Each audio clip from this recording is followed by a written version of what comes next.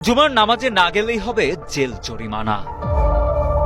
নতুন বিধান অনুযায়ী বিনা কারণে নামাজে না গেলে অপরাধীর হতে পারে 2 বছর পর্যন্ত কারাদণ্ড বা গুনতে হতে পারে বড় অঙ্কের জরিমানা। নামাজে না যাওয়া মুসল্লিদের জন্য সম্প্রতি এমন যুগান্তকারী সিদ্ধান্ত নিয়েছে মালয়েশিয়ার তেলেঙ্গানু রাজ্য সরকার। সরকারের ঘোষণা অনুযায়ী কোনো বৈধ কারণ ছাড়া জুমার নামাজে অনুপস্থিত থাকলে এখন থেকে 2 বছর পর্যন্ত জেল, 3000 রিঙ্গিত বা প্রায় 170 মার্কিন ডলার জরিমানা অথবা উভয় দণ্ডেই দণ্ডিত হতে পারে অপরাধী। মালয়েশিয়ান সংবাদ মাধ্যম দি স্টারের এক প্রতিবেদনের বরাতে জানা যায় এসব তথ্য। আগে এই রাজ্যে যারা কেবল 3 বার টানা জুমার নামাজ বাদ দিতেন তাদের জন্যই ছিল শাস্তির বিধান। তবে এখন থেকে একবারের জন্য এই আইন ভঙ্গ করলেও কঠোর শাস্তির মুখে পড়তে হবে মুসল্লিদের। রাজ্য পরিষদের এক সদস্য গণমাধ্যমকে জানান, জুমার নামাজ মুসল্লিদের জীবনে শুধুমাত্র একটি ধর্মীয় প্রতীকী নয়, বরং আল্লাহর প্রতি আনুগত্য প্রকাশের একটি গুরুত্বপূর্ণ মাধ্যম। বারবার সতর্ক করার পরও কেউ যদি এই দায়িত্ব এড়িয়ে চলেন তখনই কেবল শাস্তি কার্যকর হবে।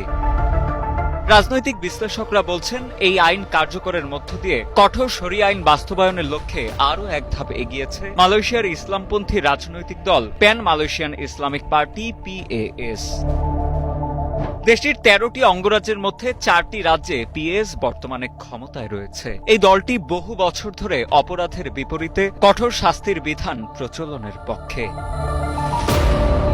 এর আগে গত নভেম্বরে মালয়েশিয়ার জোহর রাজ্যেও শুক্রবারের নামাজে হাজিরা নিশ্চিত করতে একই ধরনের ব্যবস্থা ঘোষণা করা হয়েছিল। তবে চলতি বছরের ফেব্রুয়ারিতে মালয়েশিয়ার সর্বোচ্চ আদালত কয়েকটি শরিয়া আইনকে অসাংবিধানিক ঘোষণা করার পর ইসলামপন্থীদের মধ্যে তীব্র প্রতিক্রিয়া দেখা দেয়। সেই রায়ের পর PAS দল শরিয়া আইন রক্ষার দাবিতে ব্যাপক বিক্ষোভ করেছিল। উল্লেখ্য, মালয়েশিয়া ছাড়াও পৃথিবীর আরও কিছু দেশে নামাজ না পড়ার জন্য শাস্তির বিধান রয়েছে। এর মধ্যে অন্যতম হল সৌদি আরব ও ইরান, যেখানে শরিয়া আইন কঠোরভাবে কার্যকর করা হয়। সেখানে নামাজের সময় দোকানপাট বন্ধ রাখার নিয়ম রয়েছে এবং আইন ভঙ্গ করলে জরিমানা সহ বিভিন্ন শাস্তির মুখে পড়তে হয়।